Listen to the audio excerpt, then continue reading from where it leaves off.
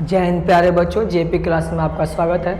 आज हम लोग बाबू क्लास 10th के साइंस में आज हम लोग बायोलॉजी में कुछ महत्वपूर्ण क्वेश्चन पढ़ेंगे जो बोर्ड एग्जाम में पूछे जाने की प्रबल संभावना है। ठीक है बाबू, चलिए हम लोग क्वेश्चन की शुरुआत करते हैं। पहला क्वेश्चन देखते हैं। कह रहा है कि प्रकाश संश्लेषण क्या है, इसका समीकरण लिखिए। यानी फर्स्ट क्वेश्चन हम लोग से पूछ रहा है प्रकाश संश्लेषण यानी फोटोसिंथेसिस क्या है और इसका क्या लिखे बाबू, समीकरण लिखे। ठीक है बाबू, देखिए आप लोग तो पढ़े होंगे बाबू, प्रकाश संश्लेषण के मतलब होता है कि पौधे सूर्य के प्रकाश एवं क्लोरोफिल के उपस्थिति में कार्बन डाइऑक्साइड तथा जल की अभिक्रिया के फलस्वरूप अपने भोजन का संश्लेषण करते हैं। यह प्रक्रिया प्रकाश संश्लेषण कहलाती है। यानी सीधी बात किया जाए तो पौधे सूर्य के प्रकाश और किसके बाबू, क्लोरोफिल की उपस्थिति में कार्बन डाइऑक्साइड और जल की उपस्थिति में अपने भोजन का क्या करते हैं, निर्माण करते हैं। यह प्रक्रिया कहलाती है प्रकाश संश्लेषण। समझ में आया कि नहीं बाबू? चलिए मैं आपको समझाता हूँ, देखिएगा ध्यान से। पहले आप इसका स्क्रीनशॉट ले लीजिए क्योंकि नीचे मैं इसका इक्वेशन लिखूंगा। ठीक है, चलिए देखिए बाबू कि होता क्या है बाबू। सबसे पहले क्या करेंगे बाबू, जो पौधे होंगे, पौधे वो क्या लेंगे बाबू, सबसे पहले कार्बन डाइऑक्साइड और क्या लेंगे बाबू, जल, CO2 प्लस जल। ठीक है बाबू। अच्छा, अब क्या होगा बाबू, CO2 प्लस जल का यूज करेंगे किसकी उपस्थिति में बाबू, सूर्य का प्रकाश, सूर्य का प्रकाश। ठीक है बाबू। और ये भी याद रखिएगा बाबू, कौन सी होना चाहिए बाबू इनके पास, क्लोरोफिल होना चाहिए।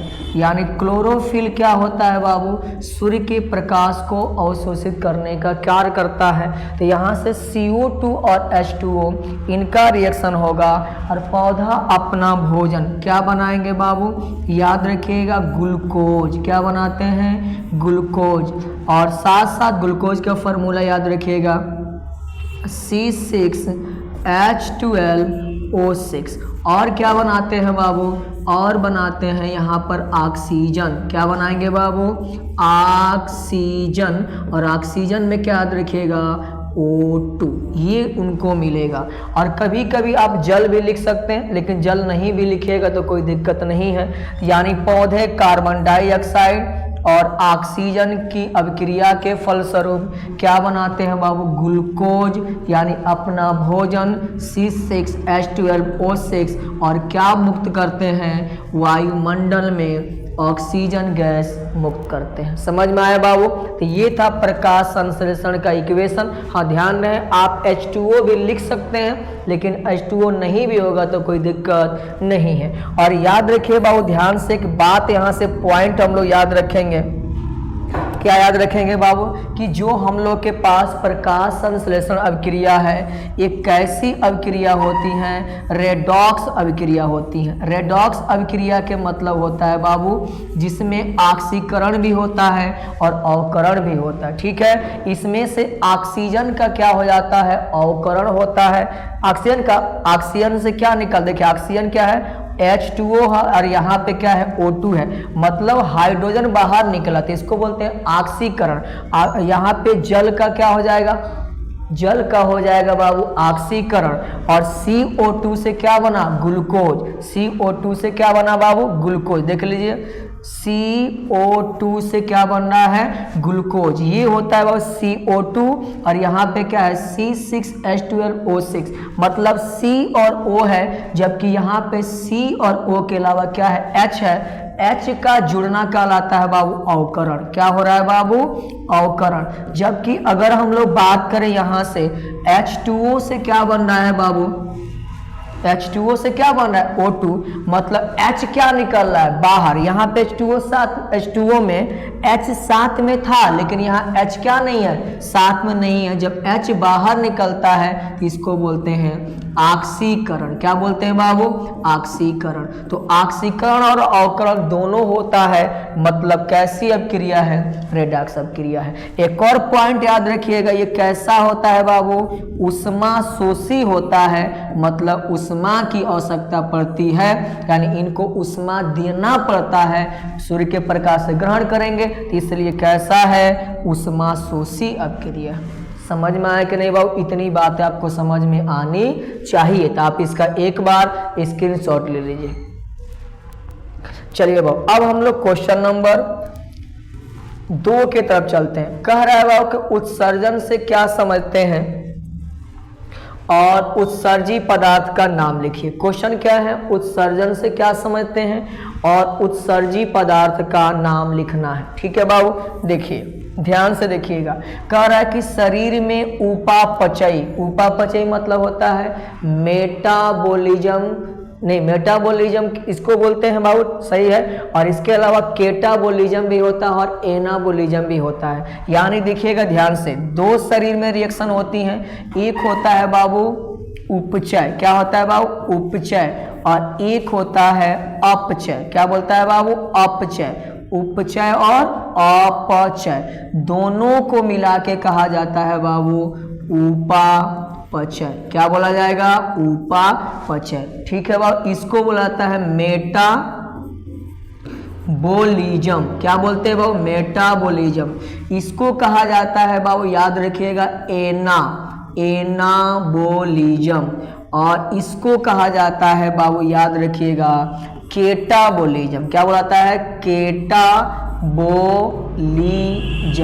अब कहेगा सर मतलब होता क्या है? देखिएगा ध्यान से, होता ये है बाबू कि छोटे छोटे कण, छोटे छोटे कण, क्या बोले सर? छोटे छोटे कण जब मिलके बड़े कण का निर्माण कर दे, यानी क्या हुआ? छोटे छोटे अवयव से एक बड़ा अवयव का निर्माण होता है, तो इसको कहा जाता है बाबू उपचय। क्या कहा जाएगा? उपचय। और एक बड़ा अणु टूट के छोटे छोटे अणु का या छोटे छोटे कण का निर्माण करे, तो इसको कहा जाता है अपचय। और इन दोनों प्रक्रियाओं को बोला जाता है उपापचय यानी मेटाबॉलिज्म। समझ में आया है बाबू? चलिए, अब शरीर में जब भी क्या होगी?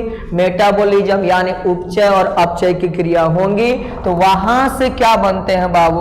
अपशिष्ट यानी हानिकारक पदार्थ, हानिकारक पदार्थ बनते हैं। उनको क्या करना है? शरीर से बाहर निकालने की प्रक्रिया उत्सर्जन कहलाती है, यानी उपापचय क्रिया होंगी शरीर में। उपचय और अपचय की प्रक्रिया होने के बाद शरीर में जो भी अपशिष्ट पदार्थ बनते हैं, जैसे CO2, CO2 कौन सी प्रक्रिया में बनता है बाबू? श्वसन की प्रक्रिया में। इसके अलावा यूरिया, यूरिकम, ये क्या होता है बाबू?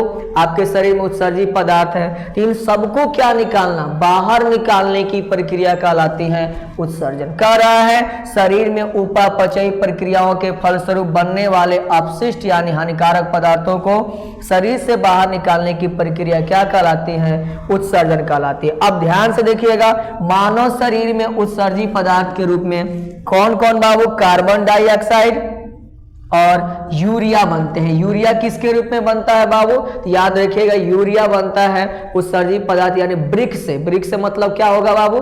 जो उस कंडीशन में क्या होता है बाबू? ब्रिक अपना काम करता है, यानी उस कंडीशन में बनता है। ठीक है। और साथ साथ श्वसन की प्रक्रिया में क्या बनता है बाबू? कार्बन डाइऑक्साइड का निर्माण होता है, जो हमारे शरीर में उत्सर्जी है पदार्थ है, यानी शरीर में इसका कोई उपयोग नहीं है। इनको बाहर निकालने की प्रक्रिया क्या कहलाती है? उत्सर्जन कहलाती है। समझ में आया बाबू? तो आप इसका एक बार स्क्रीनशॉट ले लीजिए, आगे हम लोग चलते हैं। देखिए बाबू, क्वेश्चन नंबर 3 क्या कह रहा है? 3 कह रहा है बाबू कि सजीवों के 4 लक्षण लिखे। बहुत सुंदर क्वेश्चन है। कह रहा है सजीवों के आपको 4 लक्षण लिखना है। आप जानते हैं सजीव में सबसे पहला लक्षण क्या है? पोषण, यानी पोषक तत्वों को भोजन के रूप में ग्रहण करेगा। तो ये क्या है? पोषण क्या है बाबू? एक प्रकार के सजीवों का लक्षण है। दूसरा क्या है बाबू? श्वसन। तीसरा क्या है? वृद्धि। चौथा क्या है? उत्सर्जन। यानी आपको याद रखना है पोषण में, यहीं से क्वेश्चन आता है। पोषण में यानी कौन भाग लेगा आपका? मालूम है बाबू? आहार, यानी आहार जो हम ग्रहण करेंगे इसमें आपको आहार नल भाग लेगा, यानी इनमें हमारे पास पाए जाएंगे कौन तंत्र बाबू, पाचन तंत्र भाग लेंगे।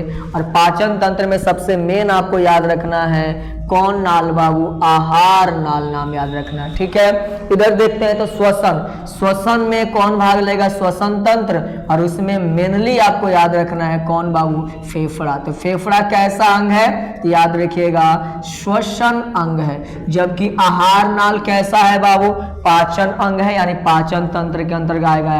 वृद्धि ग्रोथ उत्सर्जन में याद रखिएगा कौन भाग लेता है बाबू, खास तौर पे आपका कौन बाबू, ब्रिक यानी कौन बाबू, किडनी। तो याद रखिए किडनी कैसा अंग है तो कहिएगा एक उत्सर्जन अंग है। तो ये हम लोग के 4 जो मेन है सजीवों के क्या है लक्षण, इसके अलावा जनन सजीवों का क्या है लक्षण है, ठीक है बाबू। चलिए अब क्वेश्चन नंबर 4 के तरफ। 4 का कह रहा है बाबू, देखिए ध्यान से, कह रहा है कि पाचक एंजाइम का क्या कार्य है। ये भी एग्जाम में कई बार पूछा गया है, पाचक एंजाइम का कार्य क्या होता है। देखिए कह रहा है कि पाचक एंजाइम उत्प्रेरक होते हैं, यानी पाचक एंजाइम उत्प्रेरक होते हैं। उत्प्रेरक का मतलब होता है जो रिएक्शन को बढ़ाता है या क्या करता है घटाता है, यानी ये हम लोग के पास शरीर में जो भी भोजन होते हैं उनको पचाने में क्या करते हैं भाग लेते हैं। तो जो उत्प्रेरक सजीवों में पाया जाता है बाबू उसको जैव उत्प्रेरक के नाम से भी जाना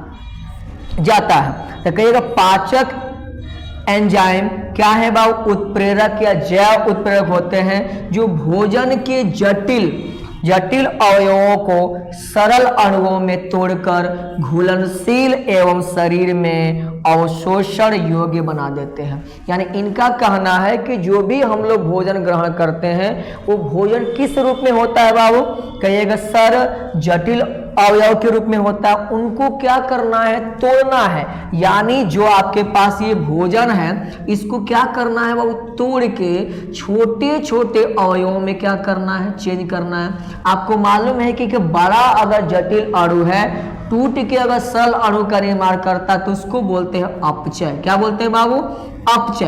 अब अपचय की प्रक्रिया तो होगी लेकिन ये प्रक्रिया स्लो मोशन में होगी, तो इसके लिए हम किसका यूज करते हैं बाबू, पाचक एंजाइम का, जो रिएक्शन की दर को क्या करते हैं बढ़ा देते हैं। तो जैसे ही हम लोग एंजाइम का यूज करते हैं तो ये रिएक्शन बहुत तेज होता है। तो इसलिए याद रखना है क्या किया बाबू कि जटिल अणुओं को या अवयवों को किसमें चेंज किया, सरल अवयव में तोड़ दिया, जिसके चलते क्या हो गया बाबू, ये सरल अणु जो है हम लोग के शरीर में घुलनशील हो जाएंगे, मतलब रक्त में घुलनशील हो जाएंगे और साथ साथ अवशोषण के योग्य हो जाएंगे। इसलिए किनका होना जरूरी है, पाचक एंजाइम का होना जरूरी है। समझ में आया? आप खुद बताइए बाबू कि क्या बड़ा अणु जल्दी पचेगा कि छोटा अणु, छोटा अणु, इसलिए इनको तोड़ना जरूरी है। और तोड़ने के लिए कौन काम करेगा, पाचक एंजाइम। समझ में आया बाबू? तो ये 4 तक आपको क्वेश्चन समझ में आया होगा, आप इसका स्क्रीनशॉट ले लीजिए। चलिए क्वेश्चन नंबर 5 की तरफ चलते हैं। 5 कह रहा है कि तंत्रिका तंत्र कैसे कार्य करता है। तो आपको मालूम है तंत्रिका तंत्र में सबसे जरूरी आपका क्या है, मस्तिष्क है। तो तंत्रिका तंत्र कैसे काम करता है मैं आपको समझाता हूं, देखिएगा। सबसे पहले क्या है, तंत्रिका कोशिका संवेदी अंगों से सूचना प्राप्त करके विद्युत आवेग के रूप में मेरुदंड तक पहुंचाता है। यानी समझिएगा ध्यान से, जो भी आपके पास कोई भी सूचना है उसमें कौन अंग भाग लेगा, पहले संवेदी अंग। और संवेदी अंग की बात करें बाबू तो आपके शरीर में 5 मुख्य है। कौन बाबू, सबसे पहले आपके पास क्या है, आंख, उसके अलावा क्या है बाबू, कान, इसके अलावा क्या है, नाक, इसके अलावा क्या है बाबू, जीभ, और इसके अलावा एक और है बाबू, कौन बाबू, त्वचा। तो 5 हम लोग के पास क्या है बाबू, संवेदी अंग है। अब संवेदी अंग क्या करते हैं, जो भी सूचना मिलता है उस सूचना को किसके रूप में बाबू, विद्युत आवेग के रूप में किसके पास पहुंचाते हैं, मेरुदंड के पास। अब मेरुदंड इस सूचना को कहां तक पहुंचाता है, मस्तिष्क के पास। समझ में आया कि नहीं बाबू? अब ध्यान सुनिएगा, जैसे सूचना किसके पास पहुंची, मस्तिष्क के पास। मस्तिष्क क्या करता है, पुनः रिएक्शन इनको मिला रिएक्शन, अब रिएक्शन एक्शन दिए, उसके बाद क्या हुआ बाबू, उसका रिस्पॉन्स देगा, और रिस्पॉन्स देने के बाद अंगों तक ये सूचना क्या होता है, पहुंचता है। अब ध्यान सुनिए कैसे समझना है। देखिए बाबू, हम क्या समझाते हैं, मान लीजिए कि हम लोग के हाथ पे कोई क्या है, मच्छर है चाहे मक्खी है, तो जैसे हाथ पे बैठेगी, अब ये हाथ पे जैसे बैठे, इसकी सूचना किसको मिला, त्वचा को। त्वचा हम लोग के पास कैसा अंग है, संवेदी अंग है। संवेदी अंग क्या करेगा, इस सूचना को किसके रूप में, आवेग के रूप में कहां पहुंचाएगा, मेरुदंड, रीढ़ की हड्डी। अब वहां से ये सूचना रीढ़ की हड्डी से कहां पहुंचा, ब्रेन के पास। अब ब्रेन इसका क्या देगा, रिस्पॉन्स देगा, और रिस्पॉन्स देगा तब हमको क्या होगा, एहसास होगा कि हमारे स्किन पे कोई क्या है, मच्छर है या क्या है, मक्खी। समझ में आया कि नहीं बाबू। अब वो रिस्पॉन्स देगा तब हमारे अंग काम करेंगे। जैसे इसको मारना है, ये इस हाथ को क्या देगा, आदेश देगा कि इस मच्छर या मक्खी को क्या करना है, मारना है। तो इस तरीके से हमारे शरीर में तंत्रिका तंत्र कार्य करता है। कैसे समझ में आया, सबसे पहले जो भी सूचना है हमारे संवेदी अंग उनको कहां तक पहुंचाएंगे, मेरुदंड के पास। मेरुदंड कहां तक पहुंचाएगा, मस्तिष्क के पास। मस्तिष्क उसके बाद क्या देगा, रिस्पॉन्स देगा। वो रिस्पॉन्स पुनः किसके पास पहुंचेगा, हमारे अंगों के पास पहुंचेगा। समझ में आ गया बाबू। तो ये था हम लोग के पास तंत्रिका तंत्र का कार्य, यानी कैसे कार्य करता है। ठीक है बाबू, चलिए अब हम लोग क्वेश्चन नंबर 6 के तरफ चलते हैं। 6 कह रहा है कि परागण से आप क्या समझते हैं, इनके प्रकारों का वर्णन करें। यानी परागण हम लोग को समझना है। परागण क्या है, देखिएगा ध्यान से। कह रहा है कि पुष्पों में पराग कण का कहाँ बाबू, पराग कोश से निकलकर वर्तिकाग्र तक पहुंचने की जो प्रक्रिया होती है उसको क्या कहा जाता है, परागण। अब मैं आपको समझाता हूं, ध्यान से देखिएगा। देखिए बाबू, ये जो आपके पास है मैं बना रहा हूं, चलिए ये आपके पास है बाबू ऊपर वाला पराग कोश। क्या है बाबू, पराग कोश। ध्यान सुनते चलिएगा, पराग कोश, ठीक है। और ये जो आपको रचना दिख रही है इसको बोलते हैं बाबू पूतंतु। क्या बोलते हैं, पूतंतु। ध्यान से देखते चलिएगा। अब इसके अंदर क्या पाए जाएंगे बाबू, छोटे छोटे कर्णनुमा रचना पाई जाएगी, जिसको बोलते हैं, इस कर्णनुमा रचना को परागकण। क्या बोलते हैं बाबू, परागकण। समझ में आया। इस पूरी रचना को हम लोग बोलते हैं बाबू पुंकेसर। क्या बोलते हैं, पुंकेसर। क्या बोलेंगे सर, पुंकेसर। पुंकेसर मिलके बनाता है बाबू पुमंग। और एक और बात याद रखिएगा, पुंकेसर जो होता है कैसा भाग होता है, नर भाग होता है। कैसा भाग होता है बाबू, नर भाग। तो ये 3 रचना आपको समझ में आ गई होगी। कौन बाबू, परागकोश। परागकोश के अंदर क्या पाया जाता है, परागकण। परागकण ही नर युग्मक के समान कार्य करता है। इसके अलावा कौन होता है, पूतंतु। सबको मिला के पुंकेसर। पुंकेसर के मिलने से क्या बनता है, पुमंग बनता है। ठीक है। अब देखिए, अब दूसरी जो रचना है, दूसरी रचना बाबू इस टाइप से होती है। ऊपर वाला भाग को हम लोग बोलते हैं बाबू वर्तिकाग्र, और इस बीच वाले भाग को बोलते हैं बाबू वर्तिका, और इस भाग को बोलते हैं बाबू अंडाशय। और ये तीनों रचना मिलके क्या कहलाता है बाबू, स्त्री केसर। क्या कहलाएगा सर, स्त्री केसर। अब समझना है क्या बाबू, कि जो हमारे पास पुष्प में कौन सा कण है बाबू, परागकण। परागकण यहां से निकलेगा और कहां जाएगा, वर्तिकाग्र पर। तो परागकण का परागकोश से निकलकर कहां जाना, वर्तिकाग्र तक जाना क्या कहलाता है, परागण कहलाता है। यानी इसको बोलते हैं पॉलिनेशन। समझ में आ गया बाबू। अब ये भी एग्जाम में पूछता है कि इसमें पुष्प का कौन सा नर भाग, पुष्प का कौन सा मादा भाग। नर भाग में क्या क्या याद रखना है, परागकण, परागकोश, पूतंतु, पुंकेसर। और मादा भाग में याद रखना है वर्तिकाग्र, वर्तिका, अंडाशय, इसको बोलते हैं, तीनों को मिला के इस तरीके से। और ये कैसे भाग होते हैं बाबू? मादा भाग होते हैं। समझ में आया कि नहीं बाबू? तो आपको समझ में आ गया होगा। अब समझना है परागण कितने प्रकार का होता है? 2 प्रकार का। एक होता है स्वपरागण और एक होता है परपरागण। समझ में आया? चलिए आप इसका एक बार स्क्रीनशॉट लीजिए, आगे हम लोग चलते हैं। देखिए बाबू, अब बाबू क्या याद रखना है, जो परागण 2 प्रकार के होते हैं उसमें स्वपरागण किसको बोलते हैं? देखिए कह रहा है कि परागण की वैसी प्रक्रिया जिसमें एक पौधा के पुष्प भाग ले। कितने पौधा बाबू? एक ही पौधा के पुष्प भाग लेते हैं, मतलब एक ही पौधा के पुष्पों के अंदर अगर परागण हो, यानी इसका मतलब है कि एक ही पौधा के एक पुष्प या 2 पुष्प, एक का परागकण दूसरे के वर्तिकाग्र तक पहुंचे, या एक पुष्प के अंदर ही एक का परागकण दूसरे उसी के अंदर वर्तिकाग्र पर पहुंचे, तो उसको नाम दिया था स्वपरागण। मतलब है सीधी बात कि पौधा एक होना चाहिए, उसी पौधा के पुष्प के अंदर क्या होगी? परागण होगी, तो उसको नाम देंगे स्वपरागण। यानी क्या बोले? परागण की वैसी प्रक्रिया जिसमें एक ही पौधा के पुष्प भाग लेता है, स्वपरागण कहलाता है। अब इतना तो समझ में आ गया होगा। अब स्वपरागण जो होता है बाबू, स्वपरागण के लिए किसी वाहक की आवश्यकता नहीं होती है, यानी इनके लिए परागकण को एक जगह से कहाँ, मतलब परागकण को वर्तिकाग्र तक ले जाने के लिए किसी वाहक यानी कीट, हवा वायु की हो जाएगा, जल, इनकी जरूरत नहीं पड़ती है। ठीक है, चलिए अब क्या समझना है बाबू कि जो कौन परागण होता है? स्वपरागण। ये भी कितने प्रकार का होता है? 2 प्रकार का।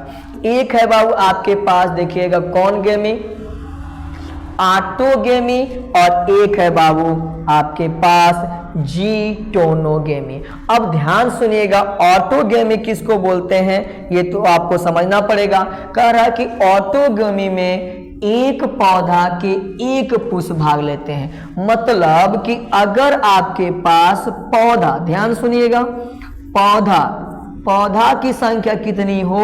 1 हो, और इनके कौन भाग ले बाबू? पुष्प भाग ले, तो इनको नाम देते हैं हम कौन परागण? स्वपरागण।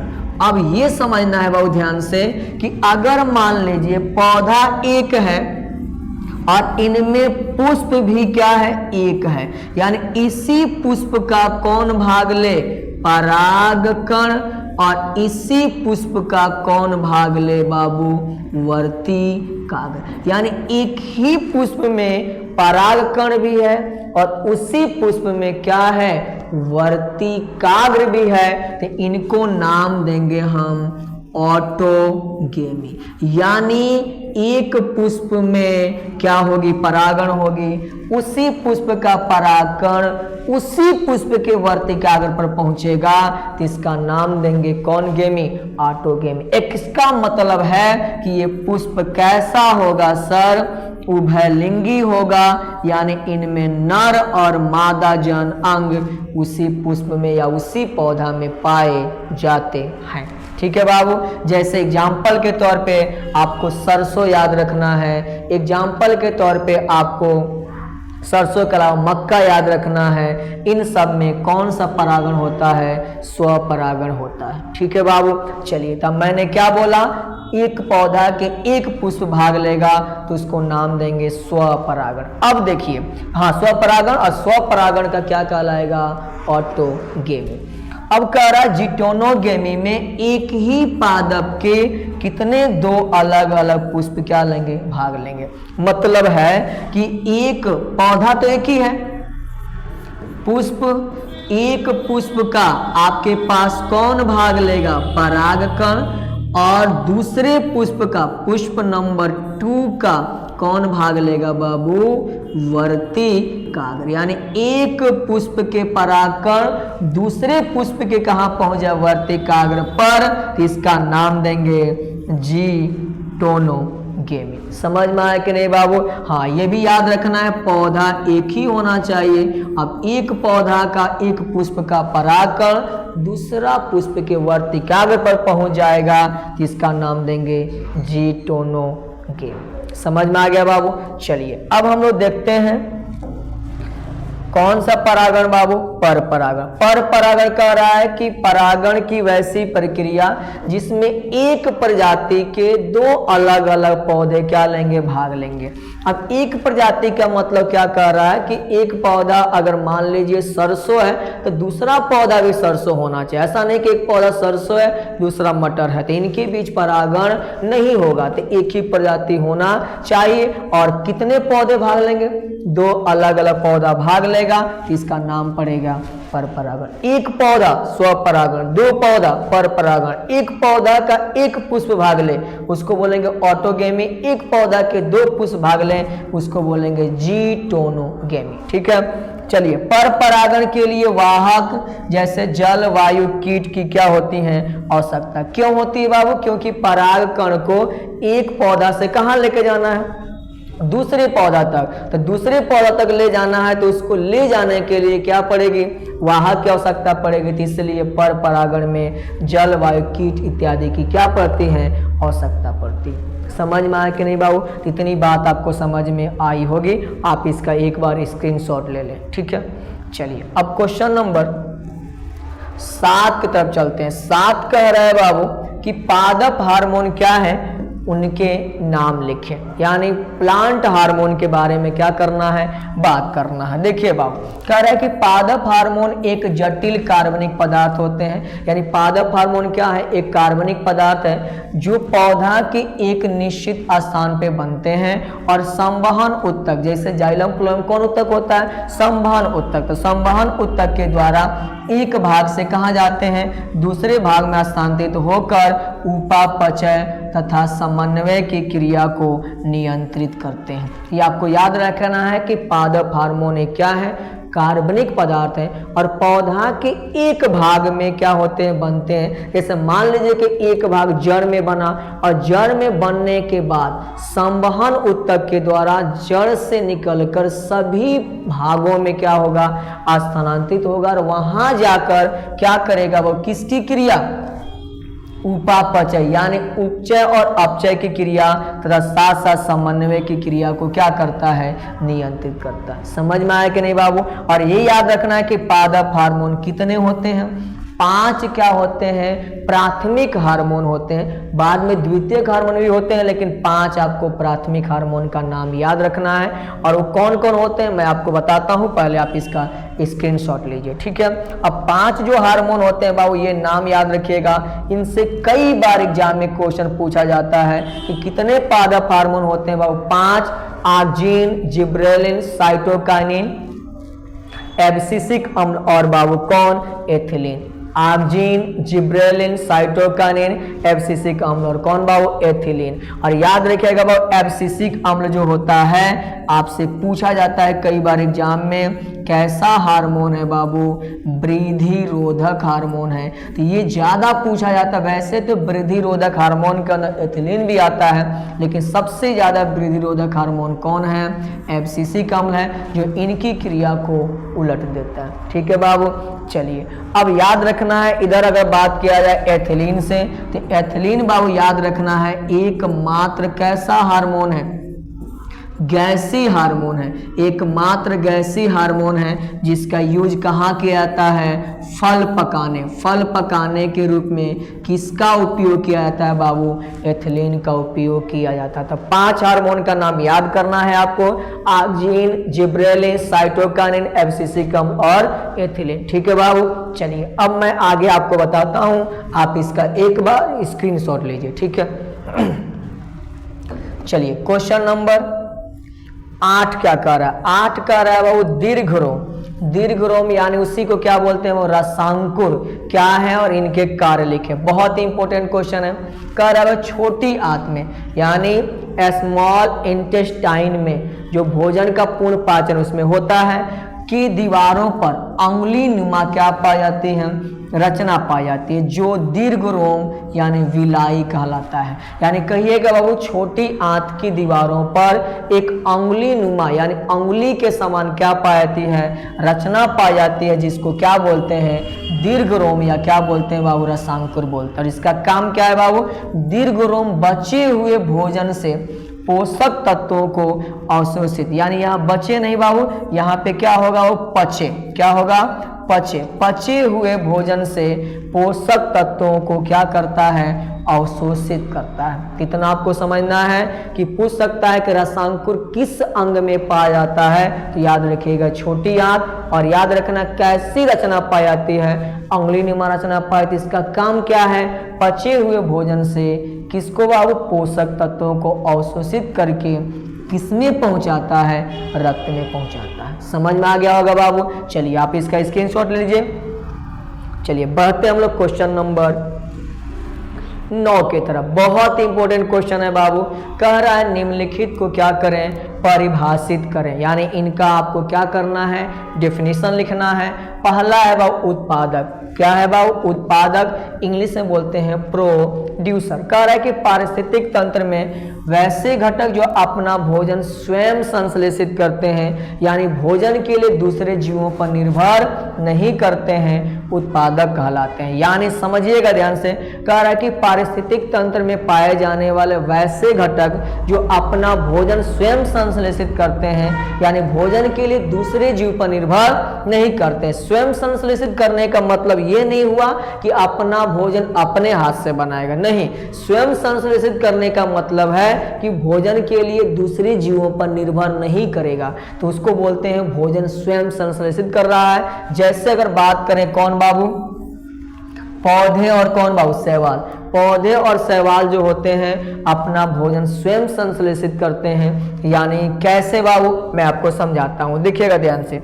जैसे अभी मैंने बताया कि पौधे और शैवाल अपना भोजन प्रकाश संश्लेषण से, उसमें क्या क्या यूज किए थे बाबू हम लोग, H2O प्लस CO2, और ये किसकी जरूरत पड़ी इसके लिए बाबू, सनलाइट यानी प्रकाश का, और बाबू बना क्या बाबू, C6H12O6, और प्लस में कौन सी गैस मुक्त हुई, ऑक्सीजन गैस, H2O भी लिख सकते हैं, मैंने पहले भी आपको बता चुका है। अब देखिए बाबू, क्या जल जो है सजीव है, नहीं, जल में जीव रहता है, लेकिन जल कैसा है बाबू, कहिएगा सर, निर्जीव है। कैसा है, निर्जीव है। CO2 भी क्या है, निर्जीव है। इसका मतलब भोजन बनाने के लिए किसी भी सजीव पदार्थ की जरूरत नहीं पड़ी, इसका मतलब है अपना भोजन स्वयं संश्लेषित कर रहा है। ठीक है, चलिए कौन कौन भाग लेते हैं, पौधा और शैवाल। आप इसका स्क्रीनशॉट लीजिए, फिर आगे हम लोग चलते हैं। देखिए अब कह रहा है कि इसके पास उत्पादक हो गया, अब उपभोक्ता के पास हम लोग चलते हैं। देखिए उपभोक्ता क्या कह रहा है, कह रहा है कि पारिस्थितिक तंत्र के वैसे घटक जो अपना भोजन स्वयं संश्लेषित नहीं करते हैं, यानी भोजन के लिए किन पे बाबू, दूसरे जीवों पर क्या करते हैं, निर्भर करते हैं, उपभोक्ता कहलाते हैं। यानी समझना क्या है, यानी वैसे घटक जो अपना भोजन स्वयं नहीं बनाते हैं, दूसरे जीव पर क्या करते हैं, निर्भर करते हैं, उनको बोला था उपभोक्ता, यानी क्या बाबू, कंज्यूमर। अब कंज्यूमर जो होते हैं बाबू भोजन के लिए प्रत्यक्ष या अप्रत्यक्ष रूप से किस पर निर्भर करते हैं बाबू, उपभोक्ता, उत्पादक पर निर्भर करते हैं। किस पे बाबू, उत्पादक पर निर्भर करते हैं। आप कहेंगे सर कैसे, थोड़ा समझाइए हमको। देखिए वो ध्यान से, मान लीजिए आपके पास क्या है बाबू, घास, क्या है, घास। और घास को कौन खाता है, मालूम है आपको, टिड्डा। क्या खाता है, कौन खाता है बाबू, टिड्डा। टिड्डा को कौन खाता है, मेढक। और मेढक को कौन खाता है, सांप। कौन खाता है बाबू, सांप। अब देखिएगा ध्यान से, हम लोग यहीं तक बात करेंगे। ये जो आपके पास है क्या बाबू, घास, यही है आपके पास उत्पादक। क्या है, उत्पादक। अब इसको जो खा रहा है, जैसे टिड्डा, मेढक, सांप। आप तो कहेगा सर मेढक तो इसको नहीं खाएगा, लेकिन ध्यान से समझना है पहले, घास और इनको छोड़ के जो भी आपको मिल रहे हैं, ये सब के सब आपके पास क्या है, उपभोक्ता है। क्या है बाबू, उपभोक्ता। अब ध्यान से सुनिए, टिड्डा किसको खाता है, घास को। तो टिड्डा अगर घास को खा रहा है तो टिड्डा इसके ऊपर किस रूप से निर्भर है, प्रत्यक्ष रूप से। समझ में आया। लेकिन अगर हम लोग क्या करें, टिड्डा को विष से मार दें, यानी टिड्डा को सब खत्म कर दिया जाए, क्या बाबू मेढक घास खाएगा, नहीं खाएगा। यानी मेढक क्या हो जाएगा, मर जाएगा। या कह सकते हैं घास अगर दुनिया से खत्म कर दिया जाए तो टिड्डा मरेगा पहले, और टिड्डा के बाद क्या हो जाएगा, मेढक। इसका मतलब है घास पे केवल टिड्डा ही निर्भर नहीं कर रहा है, घास पे कौन निर्भर कर रहा है, मेढक भी, और मेढक पे कौन निर्भर कर रहा है, सांप भी। तो इसका मतलब ये जो दोनों है बाबू, इसके ऊपर किस रूप से निर्भर है, अप्रत्यक्ष, डायरेक्ट नहीं, इनडायरेक्ट रूप से निर्भर करते हैं। समझ में आया कि नहीं? जैसे मैं आपको पढ़ा रहा हूं तो आप के ऊपर मैं भी निर्भर कर रहा हूं, क्योंकि आप पढ़ रहे हैं, तो मैं आप पे किस रूप से निर्भर हूं, प्रत्यक्ष रूप से। और आपके पापा जो है, आपके पापा के ऊपर मैं किस प्रकार से निर्भर कर रहा हूं, अप्रत्यक्ष। कैसे बाबू, अगर आपके पापा आपको पढ़ने के लिए नहीं भेजे तो इसका मतलब मैं नहीं पढ़ाऊंगा, तो ये क्या हुआ बाबू, मैं आपके पापा पर कैसे निर्भर हूं, अप्रत्यक्ष रूप से। और आप पर कैसे निर्भर हूं, प्रत्यक्ष रूप से। बात समझ में आया कि नहीं बाबू? यानी कहता है कि किस रूप से निर्भर होते हैं, प्रत्यक्ष या अप्रत्यक्ष रूप से निर्भर करते हैं। अब बाबू ध्यान देना है कि इनमें जो है उपभोक्ता जो होते हैं कितने टाइप के होते हैं बाबू, 3 टाइप के। कौन कौन? प्राथमिक उपभोक्ता जो कैसे जीव होते हैं, याद रखिएगा, शाकाहारी जंतु। द्वितीयक उपभोक्ता निम्न श्रेणी के मांसाहारी, और तृतीयक उपभोक्ता उस श्रेणी के क्या होते हैं, मांसाहारी होते हैं। चलिए मैं आपको समझाता हूं। वही क्वेश्चन जो अभी मैंने क्वेश्चन मतलब वही बात जो मैंने बताया, घास को कौन खाया था बाबू, टिड्डा, और टिड्डा को कौन खाया था, मेढक, और मेढक को कौन खाया था बाबू, सांप। अब यही सब लोग चेक कर लेते हैं। देखिए बाबू, ये तो आपके पास हो गया उत्पादक। क्या हुआ बाबू, ये आपके पास क्या है बाबू, उत्पादक। कौन है, उत्पादक। ध्यान सुने चलिएगा, ये है उपभोक्ता, क्योंकि भोजन किस पर निर्भर कर रहा है, तो इसको बोलिएगा प्राथमिक उपभोक्ता। प्राथमिक उपभोक्ता क्या बोलेंगे सर, प्राथमिक उपभोक्ता। कलर थोड़ा सा हम चेंज कर लेते हैं। प्राथमिक कौन बाबू, उपभोक्ता। ये आपके पास कैसा है, देख लीजिए, ये आपके पास कैसा है बाबू, द्वितीयक। कौन है बाबू, द्वितीयक उपभोक्ता। और ये वाला आपके पास कैसा है, कहिएगा सर, तृतीयक उपभोक्ता। समझ में आया बाबू? तो कितने टाइप से हुए उपभोक्ता, 3 प्रकार के, प्राथमिक, द्वितीयक और तृतीयक। ये कैसा होता है, याद रखिएगा, शाकाहारी। यानी टिड्डा कैसा जीव है, शाकाहारी। ये याद रखना है, यहाँ पे जो भी घास से जुड़ा होगा शाकाहारी होना चाहिए। मेढक को नहीं ला सकते हैं, क्योंकि मेढक किसको नहीं खा सकता है, घास को, क्योंकि मेढक यहाँ पे क्या है, कहिएगा, ये भी क्या है, मांसाहारी। और ये जो मांसाहारी है, कौन बाबू, मांसाहारी, किस श्रेणी का है, निम्न श्रेणी का। और ये कैसा है, ये भी क्या है बाबू, मांसाहारी है, लेकिन कौन श्रेणी का मांसाहारी है, उस श्रेणी का। तो ये आपको बात हमेशा क्या रखना है, याद रखना है। तो समझ गए होंगे उपभोक्ता क्या है, जो किसको खाता है बाबू, उपभोक्ता उत्पादक को खाता है। कितने टाइप के होते हैं, 3 टाइप के, प्राथमिक, द्वितीयक और तृतीयक। समझ में आया बाबू? तो आप इसका स्क्रीनशॉट लीजिए, फिर हम लोग आगे चलते हैं। चलिए क्वेश्चन नंबर कितना है बाबू, 9 का सी पढ़ेंगे अब। 9 का सी कह रहा है अपघटन करता, पारिस्थितिक तंत्र के वैसे घटक जो मृत पौधों और जंतुओं को किस प्रक्रिया द्वारा बाबू, अपघटन की प्रक्रिया के द्वारा सड़ाने गलाने का कार्य करते हैं। कौन कहलाते हैं हम, अपघटन करता। और अपघटन करता के अंदर कौन कौन आते हैं, इसको रट लीजिएगा, कई बार एग्जाम में पूछा गया है।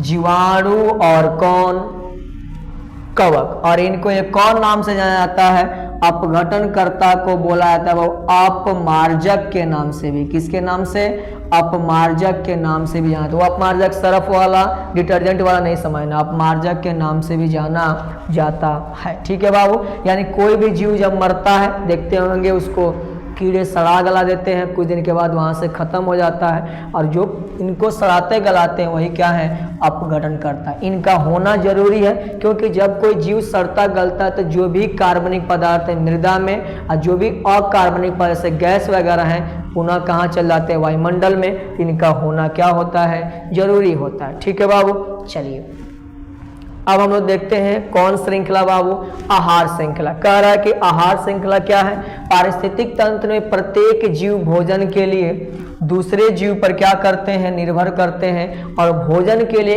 एक दूसरे से जुड़कर ये क्या बनाते हैं, श्रृंखला का निर्माण करते हैं, जो क्या कहलाता है, आहार श्रृंखला कहलाता है। यानी पारिस्थितिक तंत्र में प्रत्येक जीव भोजन के लिए दूसरे जीव पर क्या करते हैं, निर्भर। जैसे घास को कौन खाया, टिड्डा, टिड्डा को मेढक, मेढक को सांप, सांप को बाज खाता है। तो ये क्या है बाबू, एक तरीके से श्रृंखला का निर्माण कर रहे हैं, जो कहलाता है आहार श्रृंखला। ठीक है बाबू, और एक और बात याद रखना है, इसका स्क्रीनशॉट लीजिए पहले। आहार श्रृंखला पूछ देता है कि इनमें से कौन आहार श्रृंखला है, तो ये आप ध्यान से देखिएगा। अगर मैं बात करूं बाबू घास पारिस्थितिक तंत्र यानी घास की आहार श्रृंखला की बात करूं तो उसमें कौन कौन आता है बाबू, घास, टिड्डा, मेढक, सांप। ये कहाँ का पारिस्थितिक तंत्र है बाबू, घास का। जैसे वन पारिस्थितिक तंत्र की बात करूं तो वहाँ कौन कौन आता है बाबू, वहाँ आता है पादप, हिरन, भेड़िया, शेर। अगर हम लोग बात करें बाबू तालाब पारिस्थितिक तंत्र का तो वहाँ कौन कौन आएगा, वहाँ आएगा बाबू पादप प्लवक जो छोटा पौधा के रूप में होता है, जंतु प्लवक छोटी मछली, बड़ी मछली। यानी पादप प्लवक को कौन खाएगी, जंतु प्लवक को छोटी मछली को बड़ी मछली। तो ये आपके पास आहार श्रृंखला है, आप इन्हें याद रखिएगा। सबसे ज्यादा जब भी क्वेश्चन में पूछा जाए कि इनमें से कौन आहार श्रृंखला सही है, आपको देखना है पहला उत्पादक और दूसरा जीव को देखना है। जैसे यहाँ पे टिड्डा, यहाँ पे हिरन, यहाँ पे छोटी मछली नहीं, जंतु प्लवक, ये नहीं होगा। तो ये क्या होना चाहिए बाबू, आपको याद रखना है शाकाहारी होना चाहिए। तो ये कंपल्सरी है, जिसको ध्यान देना। ठीक है बाबू, चलिए स्क्रीनशॉट लीजिए, आगे हम लोग चलते हैं। कह रहा है स्वपोषण तथा परपोषण को परिभाषित करें। यह तो आप लोग बता सकते हैं, एक बार देखिए इसको ध्यान से।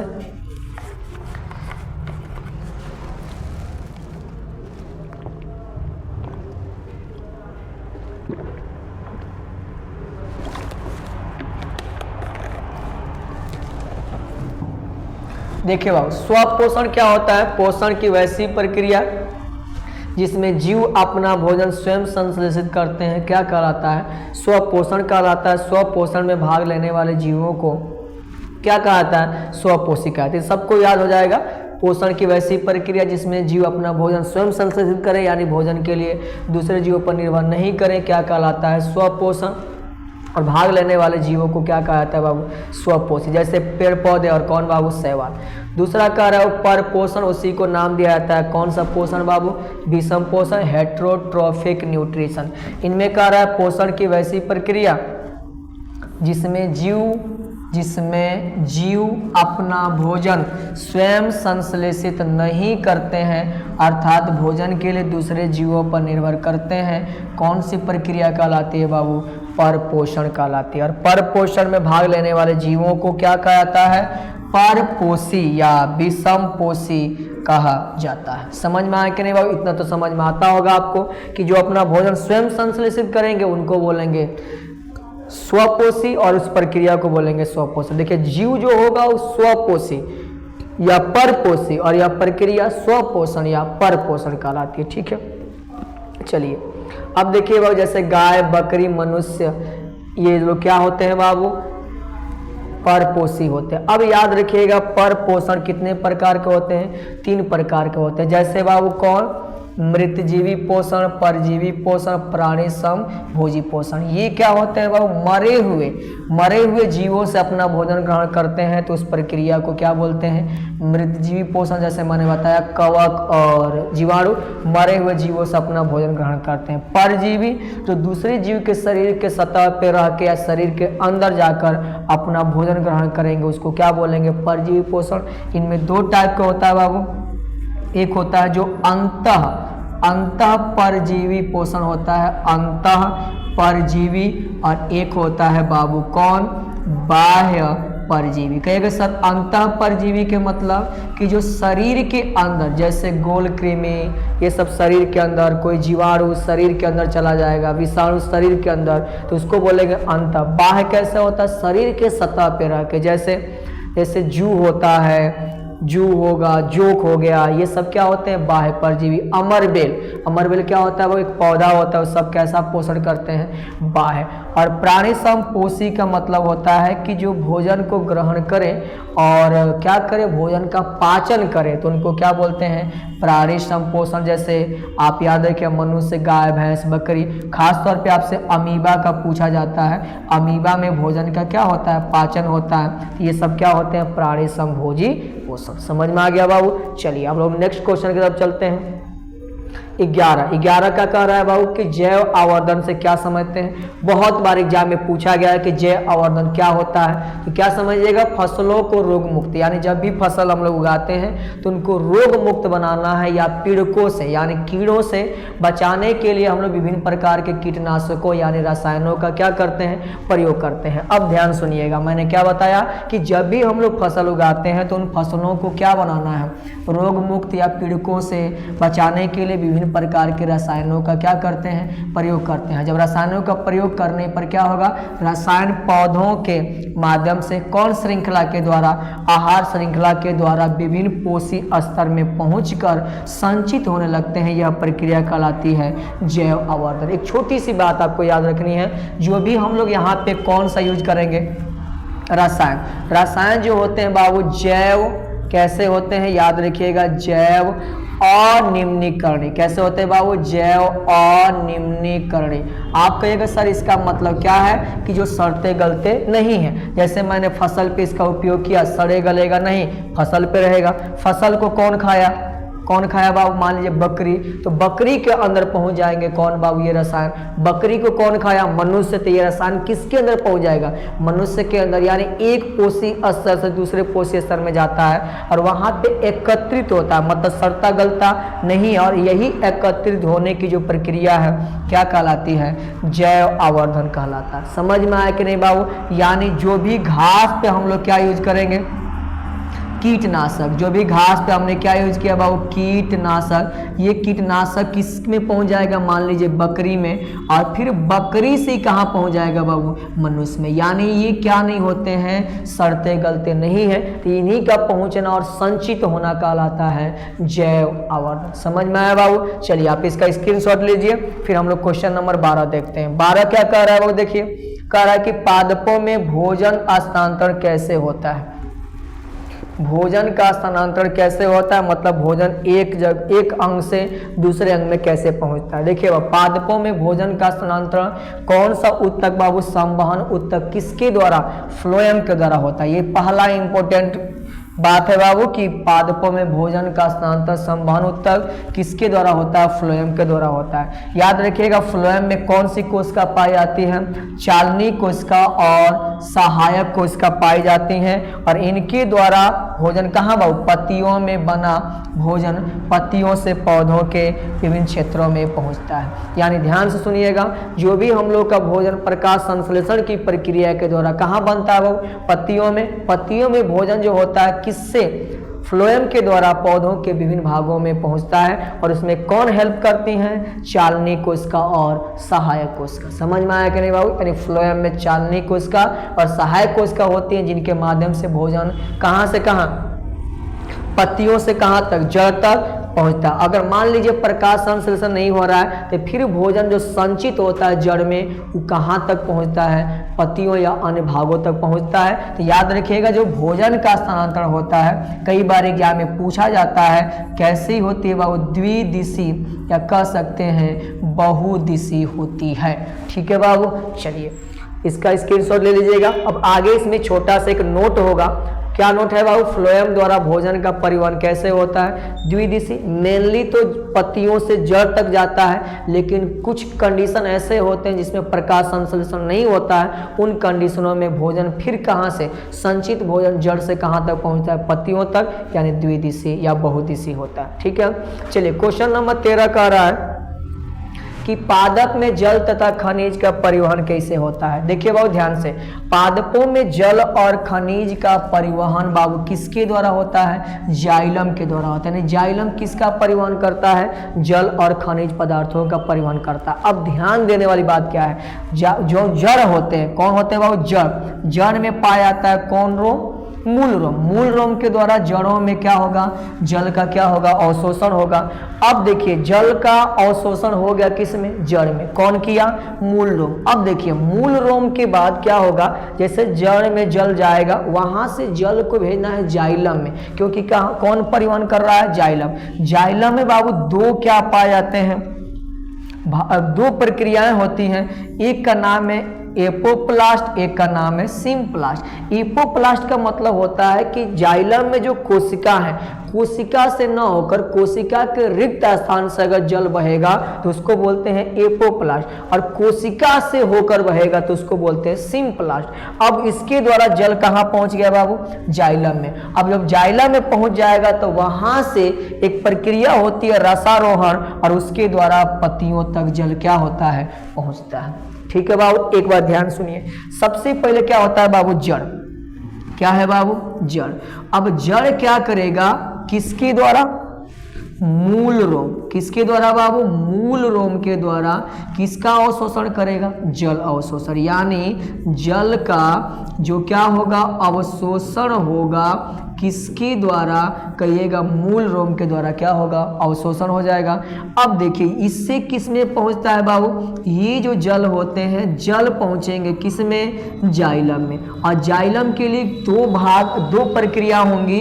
एक का नाम है एपोप्लास्ट। क्या नाम है बाबू, एपोप्लास्ट। और एक प्रक्रिया क्या है, एपोप्लास्ट तथा कौन प्लास्ट बाबू, सिम्प्लास्ट। अब देखिए ध्यान से, एपोप्लास्ट में क्या होता है, कोशिका के बाहरी मतलब रिक्तियां जो होती हैं उनसे पहुंचता है, और सिम्प्लास्ट कोशिका के अंदर से जाता है। अब इसके बाद जल जैसे जाइलम में पहुंचा तो यहाँ से पौधा के वायवी भाग यानी किसके पास पहुंचा बाबू, पत्तियों के पास। और यहाँ पे कौन प्रक्रिया हुई, याद रखिएगा, रसारोहण। अब इससे ज्यादा आपसे एग्जाम में नहीं पूछ सकता है, कंसेप्ट आपको समझ में आया होगा। ठीक है बाबू, आप इसका एक बार स्क्रीनशॉट ले लीजिए। ठीक है, चलिए। और एक और बात याद रखिएगा बाबू, जल हमेशा जड़ से कहां तक जाता है, जड़ से कहां तक बाबू, पत्तियों तक जाता है। यानी इसका परिवहन हमेशा कैसा होता है, एक दिशी होता है। ठीक है, क्वेश्चन नंबर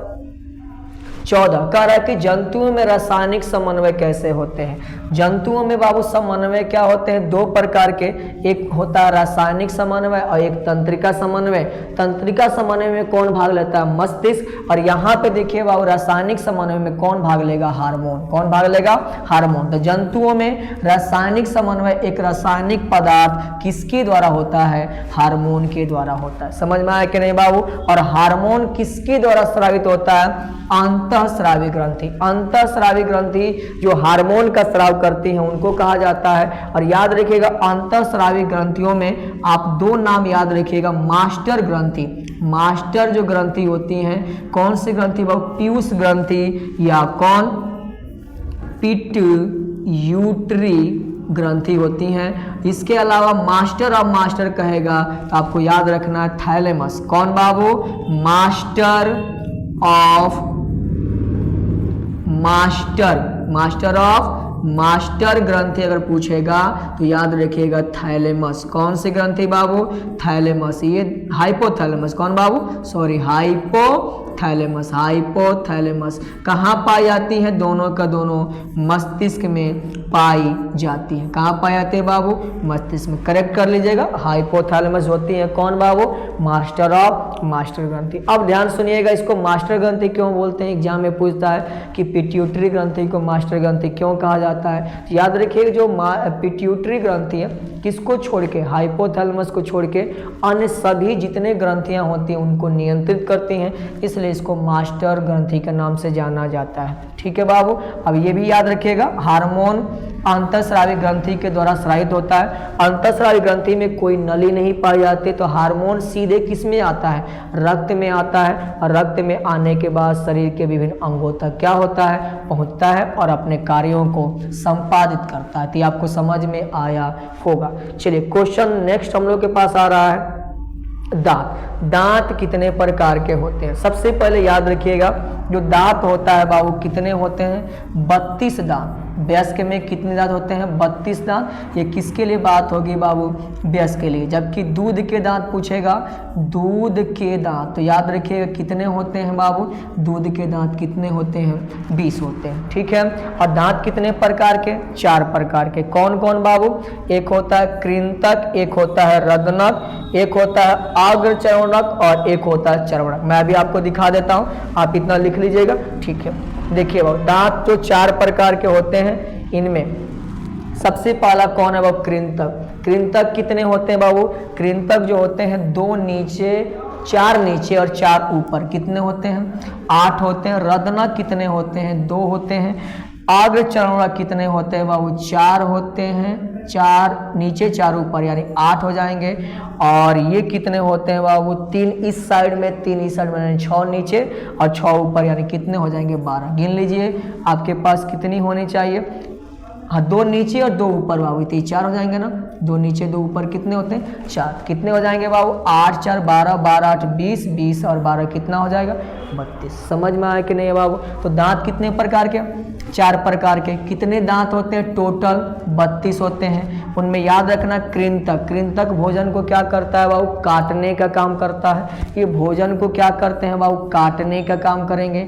ये भोजन को क्या करते हैं बाबू, फाड़ने का काम करते हैं। और याद रखना है, अग्रचर्वणक और चर्वणक क्या करते हैं, भोजन को पीसने का कार्य करते हैं। भोजन को क्या करते हैं बाबू, पीसने का कार्य करते हैं। समझ में आया बाबू। तो 4 टाइप के क्या होते हैं, दांत। हाँ याद रखिएगा, दूध के दांत कितने होते हैं, 20 होते हैं। जिनमें कौन नहीं पाया जाता दूध के दांत में, याद रखिएगा अग्रचर्वणक नहीं पाया जाता, यानी प्रीमोलर नहीं पाया जाता है। और चर्वणक जो होते हैं उनमें से मात्र कितने होते हैं, 8 ही होते हैं, यानी 4 नहीं होते हैं। तो याद रखिएगा बाबू, ये था हम लोग के पास क्वेश्चन नंबर 15 के दांत कितने प्रकार के होते हैं, कृंतक, रदनक, अग्रचर्वणक और चर्वणक। इंग्लिश याद रखिएगा, इंसाइजर, केनाइन, प्रीमोलर और कौन बाबू, मोलर। समझ में आया बाबू। तो ये था हम लोग के पास इंपॉर्टेंट 15 सब्जेक्टिव क्वेश्चन जो बोर्ड एग्जाम में कई बार पूछे गए हैं। उम्मीद है ये वीडियो आपको पसंद आई होगी। अगर वीडियो पसंद आई हो तो चैनल को सब्सक्राइब कीजिएगा, वीडियो को लाइक और शेयर कीजिएगा। ठीक है, मिलते हैं अगले वीडियो में। जय हिंद।